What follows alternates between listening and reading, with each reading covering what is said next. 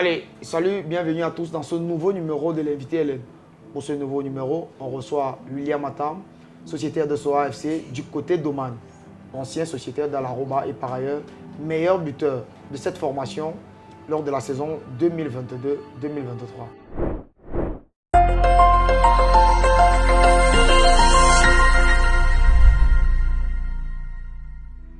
Bienvenue William. Merci Unique. Comment on se sent quand on revient au pays?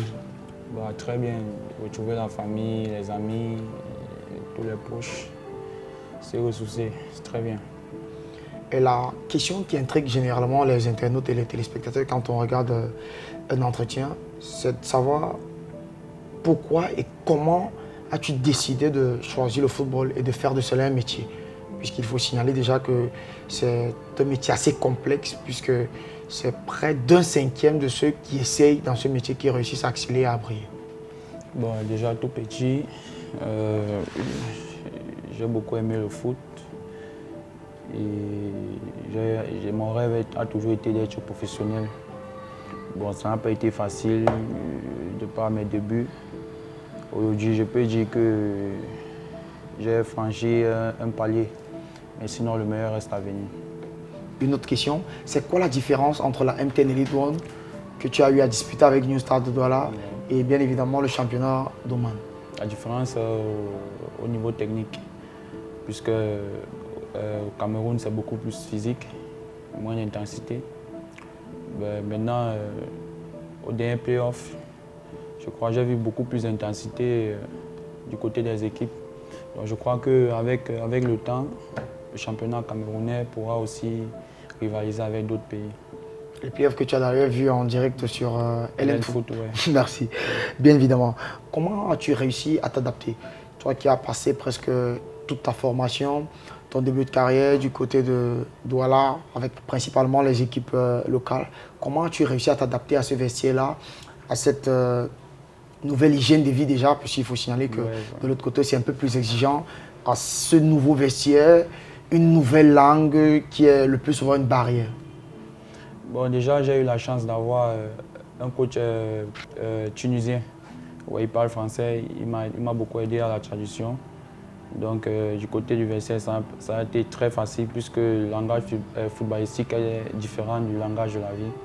Maintenant, niveau hygiène de vie, je n'étais pas beaucoup surpris parce que j'étais à préparer à ça. Je regarde beaucoup les documentaires de ceux qui ont réussi. Et ils disent que pour réussir, il faut avoir une bonne hygiène de vie. Et je crois que je suis en train d'aller dans la bonne direction. Et comment le vestiaire de Al-Aroba t'a accueilli?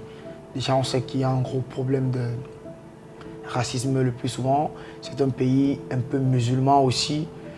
Comment tu as réussi à t'incruster dans ce vestiaire-là, à te faire respecter déjà? Bon, je tiens à rassurer tout le monde que du côté d'Oman, il n'y a pas de problème de racisme, entre guillemets. C'est une population vraiment très accueillante, ils ont une bonne culture. Mon adaptation n'a pas été très difficile. C'est un pays laïque? Oui, c'est un pays laïque.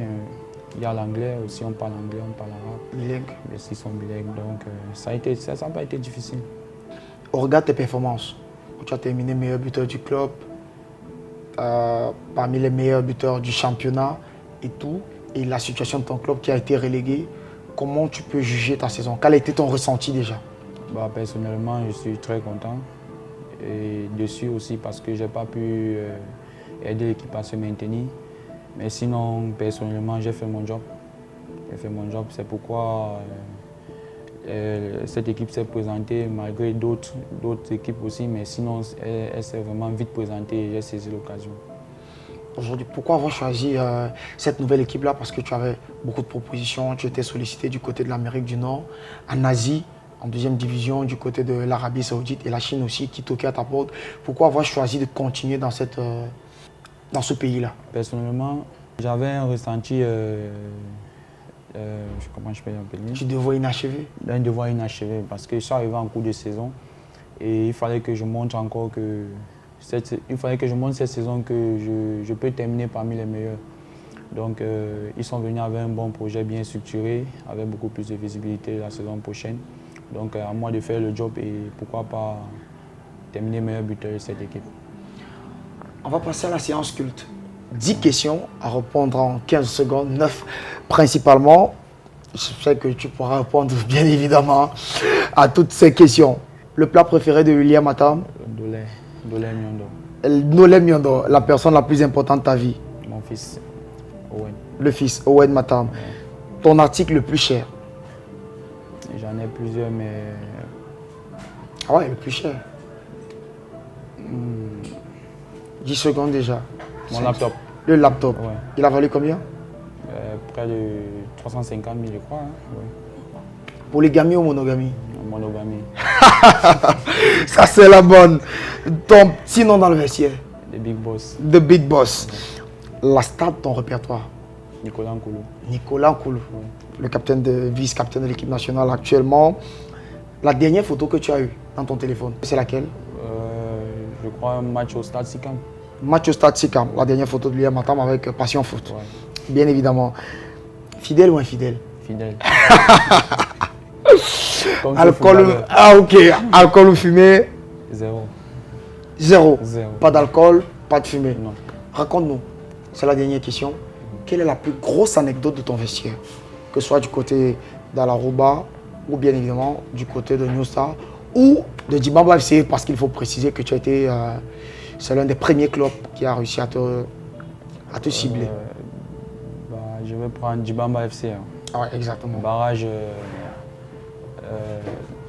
d'accession aux Interpol, je crois, c'est ça? Ouais. Barrage d'accession aux Interpol, nous sommes à Tekokam. Face notre premier match face à Caïman de Douala, oui. Premier match face à Caïman de Douala, il y a le coach qui arrive, il dit on n'a pas fait tout ce job pour venir s'arrêter au barrage. Donc on joue le premier match, il faudrait qu'on on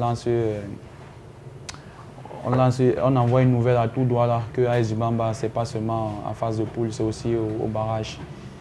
On arrive, j'ai un grand frère que je salue au passage, Mongolo Kami, qui me dit mon petit, tu as tout prouvé en phase de poule. Maintenant c'est ton moment et il faudrait étaler tout ton talent. Grâce à Dieu, j'ai marqué un coup franc et cette année-là, j'ai terminé meilleur buteur de l'équipe et meilleur buteur des barrages aussi. Ouais.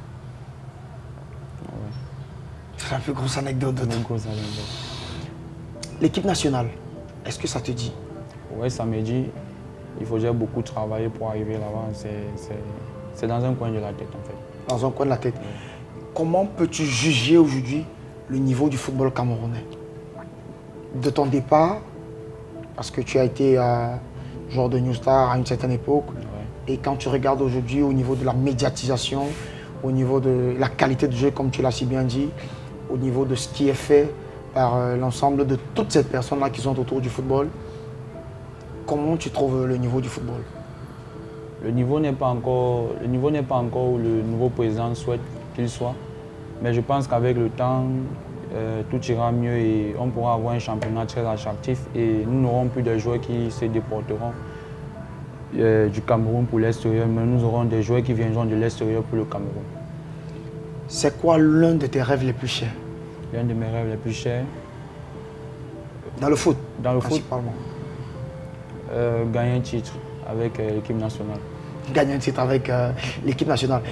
Est-ce que tu ne te dis pas que s'exiler peut-être dans ces pays-là, qui représentent généralement des pays un peu sous-cotés niveau football, c'est vrai qu'il y en a qui ont eu à faire des sélections internes là parce qu'ils ont tapé très fort. Ouais. Est-ce que tu ne te dis pas que c'est peut-être un frein et qu'il faudrait que tu cherches un challenge peut-être en Afrique du Nord, avec le Maghreb ou en Europe centrale ou peut-être avec la Chine, où évoluent des joueurs comme Christian Bassogog et autres?